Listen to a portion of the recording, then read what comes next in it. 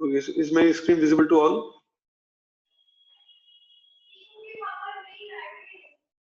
Yes, sir. Yes or no? Okay, okay.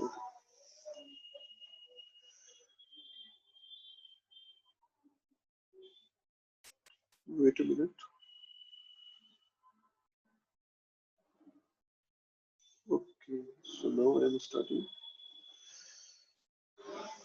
Okay, so this is chapter 10, and we have done the explanation till page number 114.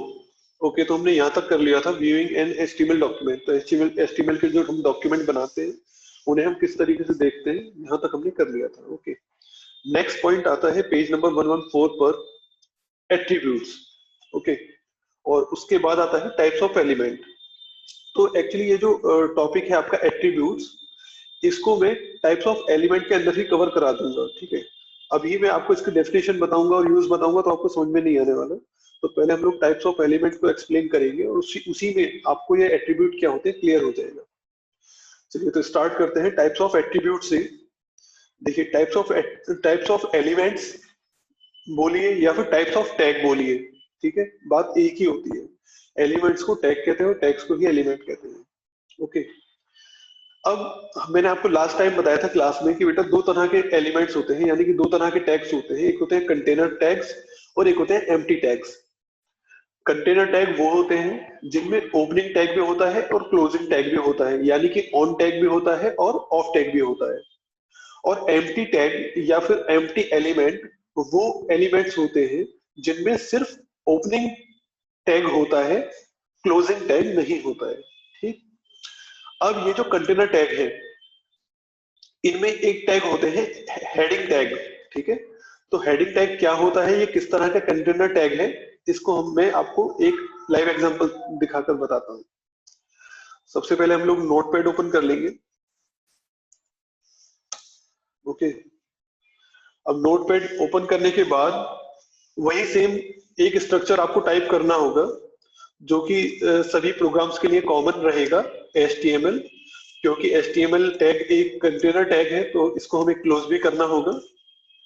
HTML के बाद HTML tag में हमें एक head tag लेना होगा। अपने web page का जो हेड है उसे सेट करने के लिए, टाइटल को सेट करने के लिए। अब HTML हेड टैग भी क्या होता है, एक कंटेनर टैग है, तो इसे भी हमें क्लोज करना होगा। ओके, हेड टैग के अंदर हमें टाइटल सेट करना है। तो टाइटल टैग भी कैसा टैग होता है, कंटेनर टैग होता है, तो हमें इसे भी क्लोज करना होगा। ओके, तो हमें यहां पर सेट कर देता हूं हेडिंग टैग, हेडिंग टैग, या फिर आप इसे एलिमेंट भी कह सकते हैं। तो हेडिंग टैग या फिर एलिमेंट टैग। ओके, अब इसके बाद बेटा बात आती है बॉडी। पेज की बॉडी कैसी रहेगी ये चीज देख लेते हैं। बॉडी भी कैसा टैग है, बॉडी भी आपका एक कंटेनर टैग है, तो इसका भी क्लोजिंग टैग हमें लगाना जरूरी है। ओके, तो ये हमने एक अपना फॉर्मेट तैयार कर लिया है अपने वेब पेज के लिए, जिसमें हमने टाइटल सेट कर दिया है और टाइटल का नाम क्या है, हेडिंग टैग और एलिमेंट। ठीक है, अब इसकी हमें बॉडी देनी है। तो बॉडी देने के लिए मैं क्या करता हूं कि यहाँ पर अपना नेम लिख देता हूँ, सपोज करिए मूवी। ठीक है, और ये जो नाम है ये सिंपल हमने लिखा है, इसमें मैंने किसी टैग का यूज नहीं करा है, तो मैं इसलिए इसके नाम के आगे लिख देता हूँ सिंपल। ओके, लेकिन अब मैं अपने इसी नाम को हेडिंग टैग की हेल्प से लिखूंगा। तो हेडिंग टैग को स्टार्ट करने के लिए बेटा हम लोग H1 का यूज करेंगे। इसके बाद मैं अपना नाम लिखूंगा मोहित। और ये हेडिंग टैग कैसा होता है, ये हेडिंग टैग होता है कंटेनर टैग, तो इसका क्लोजिंग भी होगा, तो हम इसे क्लोज भी कर देते हैं। ओके, तो मैंने एक बार मोहित लिखा है, वो बिल्कुल सिंपल तरीके से लिखा है, और एक बार मैंने मोहित लिखा है हेडिंग टैग का यूज करके।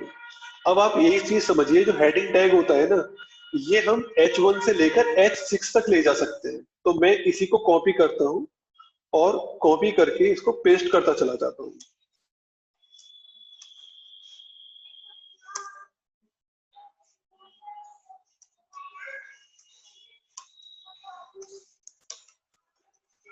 ये मैंने कॉपी किया और पेस्ट कर दिया, ठीक है। अब हम H1 से बाद H2,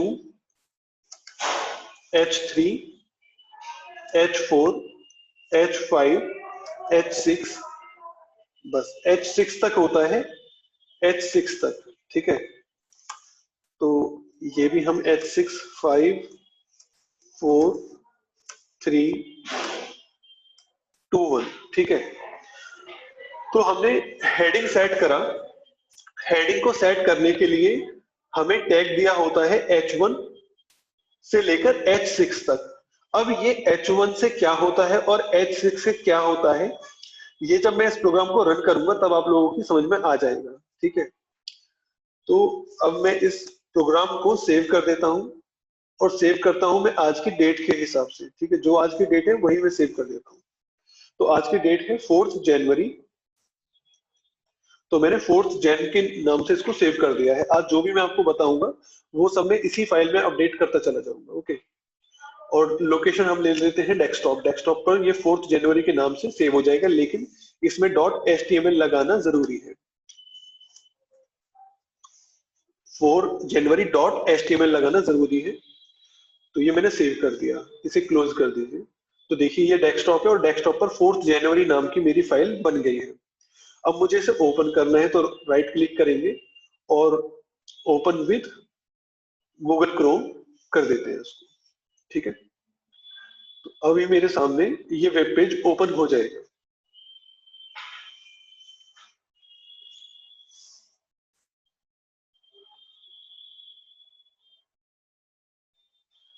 अब देखिए ये प्रोग्राम आपके सामने आ गया है।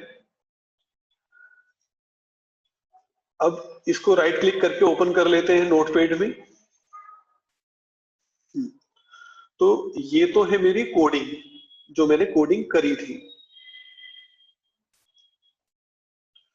ओके। ये तो है मेरी कोडिंग और ये है मेरा वेब पेज। दोनों ही चीजों को आसपास ओपन कर लेते हैं, ठीक है। तो अब देखिए मैंने यहाँ पर टाइटल कैसे ऐड किया था, हेडिंग, टैग और एलिमेंट। तो वो कहां पर आ गया है, यहाँ पर आ गया है, ठीक है। ये क्या है, हेडिंग सेट कर, टाइटल सेट करना होता है। इसके बाद मैंने बॉडी पार्ट में क्या लिखा था, बॉडी पार्ट में मैंने सबसे पहली लाइन लिखी थी मोहित, और उसे सिंपल तरीके से लिखा था। तो ये आ रहा है मोहित सिंपल तरीके से, ठीक है। लेकिन इसके बाद मैंने अपने ही नाम को हेडिंग टैग्स की हेल्प से इसको राइट करा है मैंने यहाँ पर। तो आप देख रहे हैं अगर मैं H1 टैग को अप्लाई करता हूं तो जो टेक्स्ट है वो ज्यादा बोल्ड हो जाती है और साइज भी उसका ज्यादा होता है।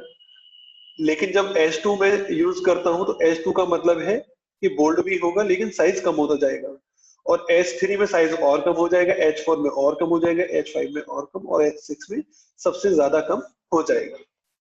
तो ये जो टैग है हेडिंग 1, हेडिंग 2, हेडिंग 3, आप हेडिंग वन लेंगे तो इसमें जो आपकी टेक्स्ट है वो ज्यादा बड़ी हो जाएगी। हेडिंग 6 लेंगे आप तो इसमें जो टेक्स्ट है वो काफी छोटी हो जाएगी। तो ये डिफरेंस होता है H1 से लेकर H6 तक के टैग्स में। तो इन्हें हम कहते हैं हेडिंग टैग, ठीक है। और मैंने जो भी लिखा था सिंपल तरीके से वो आपके सामने ऊपर भी है। अब सवाल ये आता है कि सपोज करिए हम H7 टैग अप्लाई करेंगे तो क्या होगा। तो देखिए मैं आपके सामने H7 टैग भी अप्लाई कर देता हूं।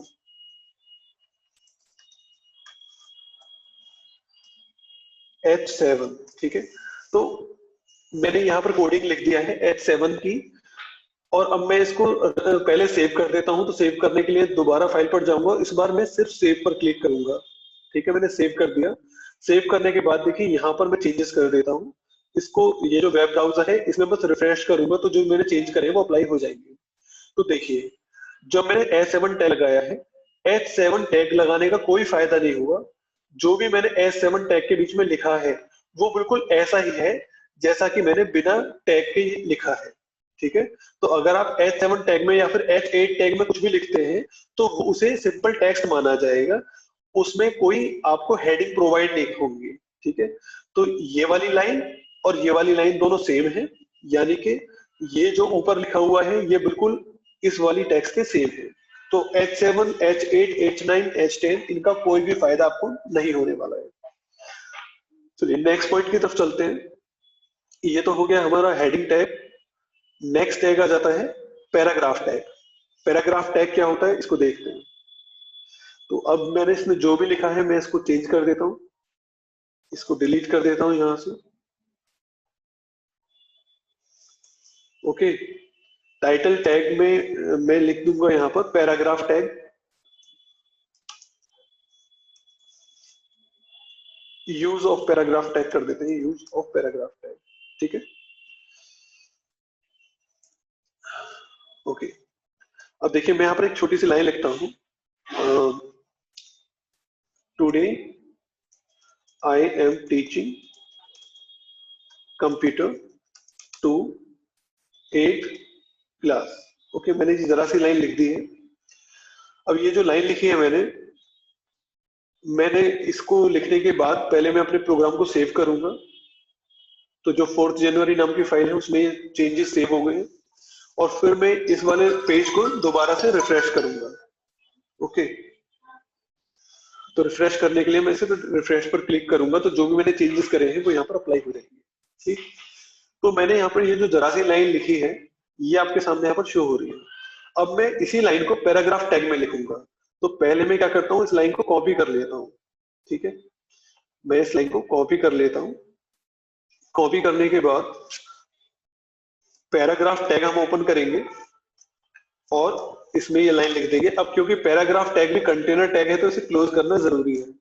ओके, अब इतना करने के बाद मैंने इस चेंज को सेव करा, और सेव करने के बाद यहाँ पर मैंने इसको रिफ्रेश किया।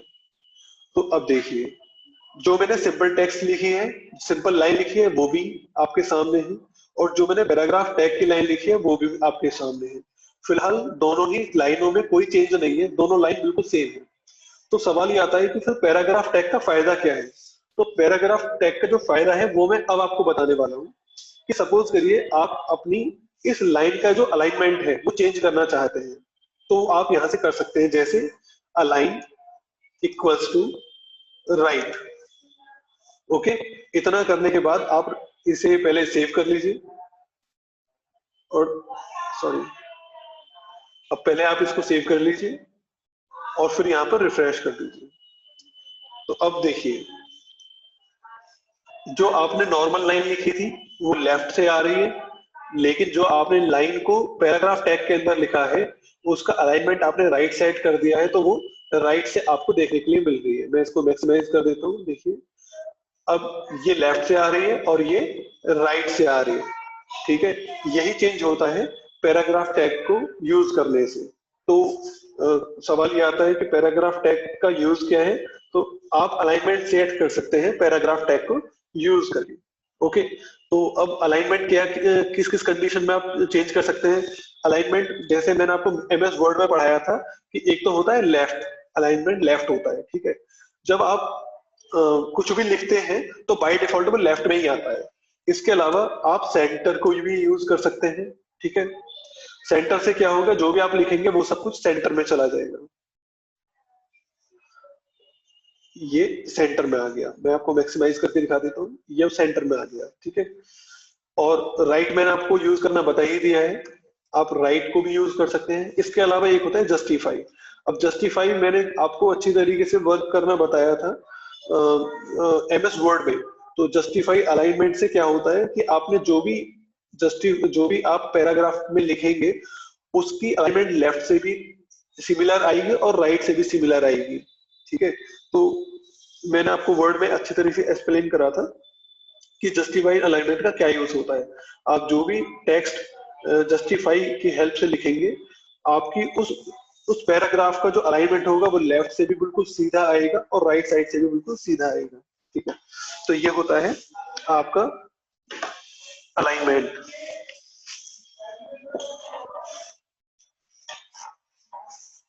ओके, ये हो गया पैराग्राफ टैग। अब नेक्स्ट चलते हैं हम लोग सेंटर टैग पर। ठीक है, सेंटरिंग कंटेंट। अगर आपको कोई भी चीज सेंटर में लानी है तो आप क्या करेंगे।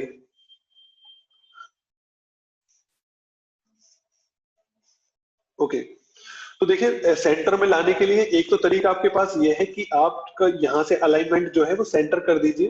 तो सेंटर करने के साथ ही आप की जो भी टेक्स्ट है वो सब सेंटर में आ जाएगी। ठीक है, जैसे इस टाइम पर आ रही है, अब ये वाली लाइन सेंटर में आ गई है। ठीक है, लेकिन इसी का एक और तरीका है, क्या, वो भी देखिए।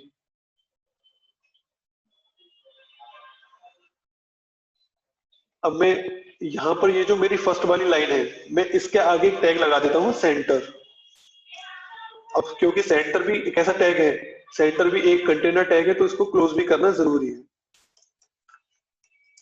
ओके, अब सेंटर हमने कर दिया। अब इसके बाद में इसको फाइल को सेव कर देता हूँ और यहाँ से रिफ्रेश कर देते हैं। तो देखिए जो हमारी फर्स्ट लाइन थी, सेंटर टैग अप्लाई करते के साथ ही वो भी सेंटर में आपको शो हो रही है। ओके, तो यहाँ पर आपको चेंजेस देखने के लिए मिलेंगे कि सेंटर टैग से लाइन को सेंटर में किया जा सकता है, लेकिन पैराग्राफ टैग से आप अपनी लाइन को सेंटर भी कर सकते हैं, लेफ्ट में भी कर सकते हैं, राइट में भी कर सकते हैं और जस्टिफाई भी कर सकते हैं। तो ये होता है पैराग्राफ टैग में। और सेंटर टैग में चेंज भी आपको मैंने बता दिया है कि सेंटर टैग से सिर्फ आप सेंटर में कर सकते हैं, लेकिन पैराग्राफ टैग की हेल्प से आप अपने जो भी आपने लिखा हुआ है उसको आप सेंटर, लेफ्ट, राइट और जस्टिफाई चारों कर सकते हैं। नेक्स्ट आ जाते हैं, अब आ जाते हैं हम लोग एम्प्टी एलिमेंट्स पर। ठीक है, तो एम्प्टी एलिमेंट्स क्या होते हैं? एम्प्टी एलिमेंट या फिर एम्प्टी टैग वो टैग होते हैं जिनमें सिर्फ ओपनिंग टैग आपको दिया होता है, क्लोजिंग टैग की आपको कोई जरूरत नहीं होती है। जिसमें फर्स्ट पॉइंट आता है लाइन ब्रेक टैग। अब ये लाइन ब्रेक टैग क्या होता है इसको देख लेते हैं। यहां से हम लोग इसमें चेंजेस कर देते हैं, यहां पर लिख देते हैं लाइन ब्रेक टैग, इस सबको हटा देते हैं यहां से। अब देखिए मैं यहां पर लिख रहा हूं, सपोज करिए फर्स्ट और सेकंड। ठीक, इतना लिखने के बाद मैंने यहां पर सेव करा और सेव करने के बाद मैंने इसको रन कर दिया। तो देखिए फर्स्ट और सेकंड लिख गया, लेकिन मैं चाहता हूं कि फर्स्ट लाइन में सिर्फ फर्स्ट लिखा हुआ है और सेकंड लाइन में सेकंड लिखा हुआ है। तो उसके लिए मुझे क्या करना होगा, मुझे जहां से भी लाइन को चेंज करना है मैं वहां पर बी आर टैग को लगा दूंगा, बी आर टैग। अब इससे क्या होगा, लाइन ब्रेक हो जाएगी यहां से। तो इतना करने के बाद हम इसे सेव कर देते हैं और रन करते हैं। तो अब देखिए फर्स्ट फर्स्ट लाइन में लिखा हुआ आ रहा है, सेकंड सेकंड लाइन में लिखा हुआ आ रहा है। ठीक है, तो अगर हमें लाइन ब्रेक करनी है तो उसके लिए हमें बी आर टैग को यूज करना होगा। अब क्योंकि बी आर टैग एक एम्प्टी टैग है, एम्प्टी एलिमेंट है, तो इसको क्लोज करने की कोई नीड नहीं है, बस आप इसे ओपन कर दीजिए, काम चल जाएगा। नेक्स्ट, नेक्स्ट है आपका हॉरिजॉन्टल लाइंस। अब हॉरिजॉन्टल अगर लाइन आपको अप्लाई करनी है तो कैसे करेंगे ये चीज देखते हैं। चेंजेस कर देते हैं यहां पर, हॉरिजॉन्टल लाइन। हॉरिजॉन्टल लाइन करने के बाद ओके, देखिए मैं यहां पर लिख देता हूं, सपोज करिए यहां पर लिख देते हैं हम लोग कंप्यूटर 8। इतना लिखने के बाद मैं चेंजेस को सेव कर देता हूं और यहां पर मैं इसको रिफ्रेश कर देता हूं। तो कंप्यूटर 8 लिखा हुआ आ रहा है। अभी लाइन ना तो ऊपर है ना ही नीचे है, लेकिन सपोज करिए मुझे यहाँ पर कोई हॉरिजॉन्टल लाइन इंसर्ट करनी है, तो मैं उसके लिए क्या करूंगा, यहाँ पर मैं एच आर टैग को अप्लाई करूंगा, एच आर टैग। ओके, इतना करने के बाद इसे सेव करेंगे। सेव करने के बाद ये हमने इसे सेव कर दिया। ठीक है, और यहाँ से रिफ्रेश करेंगे तो देखिए आपको जो भी लिखा हुआ है उसके ऊपर एक लाइन सी दिखाई दे रही है, और यहाँ पर ये जो हमने टाइटल सेट करा था हॉरिजॉन्टल लाइन, ये आपको यहाँ पर सेट होकर दिखाई दे रहा है। टाइटल यहाँ पर आ रहा है, आपकी कंप्यूटर 8 यहाँ पर लिखा हुआ आ रहा है और इसके ऊपर एक लाइन आ गई। अब ये लाइन किससे आई है, एच आर टैग से आई है। ठीक है, अब मैं चाहता हूं कि ये जो मेरी एच आर टैग है मैं इसका साइज थोड़ा सा मतलब ज्यादा करना चाहता हूँ। ये जो लाइन आई है, लाइन की जो विड्थ है उसको मैं इंक्रीज करना चाहता हूँ, तो उसके लिए मुझे एक एट्रीब्यूट का यूज करना होगा, साइज। साइज इक्वल टू मैं चाहता हूँ इसका साइज हो जाए 20। तो देखिए इतना करने के बाद मैं इसको सेव करूंगा और यहां से मैं इसको रिफ्रेश करूंगा। ठीक है। तो देखिए जो इसकी विड्थ है लाइन की वो कितनी ज्यादा हो गई है। मैं इसकी जो विड्थ है और ज्यादा बढ़ाना चाहता हूं तो मैं इसको कर देता हूँ 50। सेव करेंगे और यहाँ से हम इसे रिफ्रेश करेंगे तो देखिए जो विड्थ है इसकी और ज्यादा हो गई है। मैं और ज्यादा करना चाहता हूं तो और कर सकते हैं इसको 70।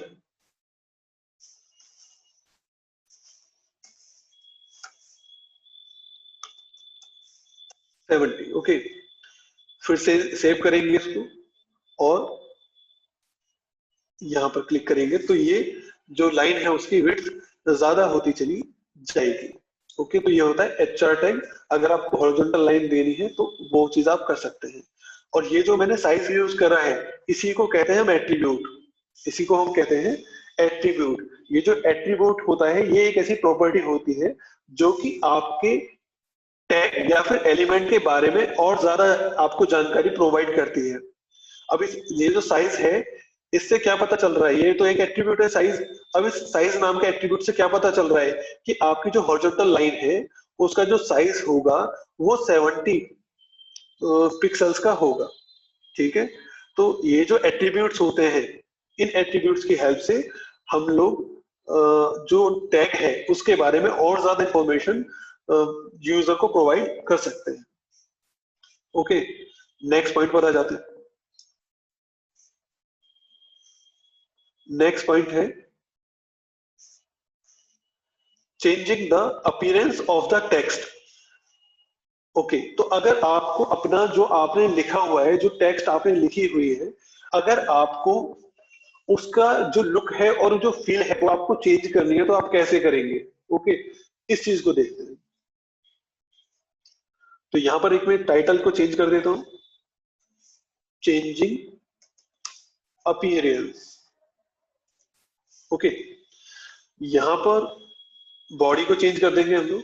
बॉडी में मैं लिख दूंगा, सपोज मैं यहां पर लिख देता हूं कंप्यूटर।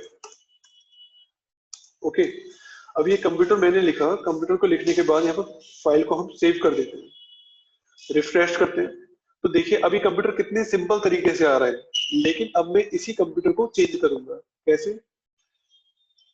यहां पर मैं कुछ लाइन लिख देता हूं, computer for 8th class. Okay, अब इस लाइन को मैं कॉपी करता हूं और यहां पर मैं एक टैग का यूज करता हूं, बोल्ड टैग। इसे हम बोलते हैं बोल्ड टैग। ये हमने पेस्ट किया। अब बोल्ड टैग कैसा है? ये आपका एक कंटेनर टैग है तो इसलिए यहाँ पर आपको इसे क्लोज करना भी जरूरी है। ओके, चेंजेस को सेव करते हैं और इसके बाद यहाँ पर रिफ्रेश कर देते हैं। तो देखिए जो आपने लिखा था कंप्यूटर फॉर 8th क्लास वो पहले सिंपल तरीके से आ रहा था, लेकिन जब मैंने उसी लाइन को बोल्ड टैग के बीच में पुट किया है तो उसके बाद उसका जो लुक है वो चेंज हो गया है। ठीक है। अब ये दोनों लाइन एक साथ आ रही है तो इसको मैं अलग कर सकता हूं और अलग करने के लिए मुझे क्या करना होगा?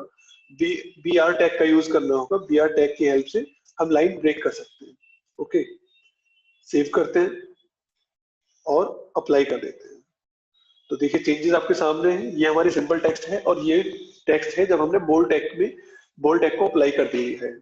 इसके अलावा एक और तरीके से आप जो आपका लाइन है उसकी अपीयरेंस को चेंज कर सकते हैं। तो सबसे पहले तो मैं बी आर टैग लगा देता हूँ। इसके अलावा आई, आई से मतलब होता है इटैलिक। अगर आप चाहते हैं कि आपने जो भी लिखा है वो इटैलिक में शो हो जाए तो उसके लिए आपको आई टैग का यानी कि इटैलिक टैग का यूज करना होगा। ओके, तो ये मैंने चेंजेस कर दिए हैं और यहाँ पर मैं इसको सेव कर देता हूँ। सेव करने के बाद रिफ्रेश करेंगे तो देखिए जो नेक्स्ट लाइन आ रही है उसमें और सेकंड लाइन में कुछ तो चेंज है, यानी जो भी आपने लिखा है वो सब इटैलिक में आ रहा है। अब नेक्स्ट आता है एक, अगर आपको अंडरलाइन करना है कुछ भी तो अंडरलाइन कैसे करेंगे आप? अंडरलाइन करने के लिए दिया हुआ है हमें यू टैग, जिसे हम बोलते हैं अंडरलाइन टैग। ओके, अब क्योंकि यू टैग भी एक आपका कंटेनर टैग है तो उसको क्लोज करना जरूरी है। इसके बाद हम लोग इसे सेव कर देते हैं। हमने इसको सेव कर दिया। सेव करने के बाद रिफ्रेश करेंगे तो देखिए यहाँ पर क्या हो गया, आपने जो भी लिखा है वो अंडरलाइन में आ रहा है।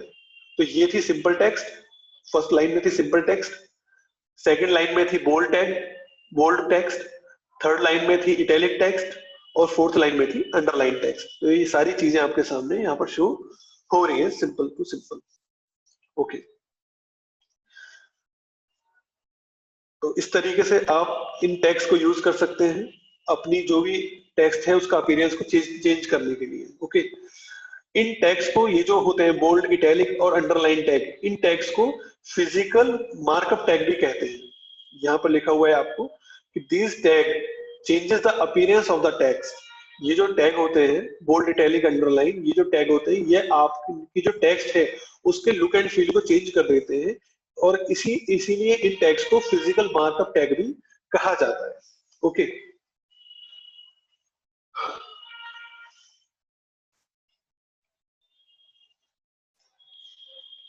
ओके, तो बस आज की क्लास में इतना ही करते हैं। नेक्स्ट क्लास में हम लोग पेज नंबर 117 से स्टार्ट करेंगे, और 117 पर दिया गया है changing font for size, text colour and background. तो नेक्स्ट क्लास में हम लोग यहाँ से कंटिन्यू करेंगे।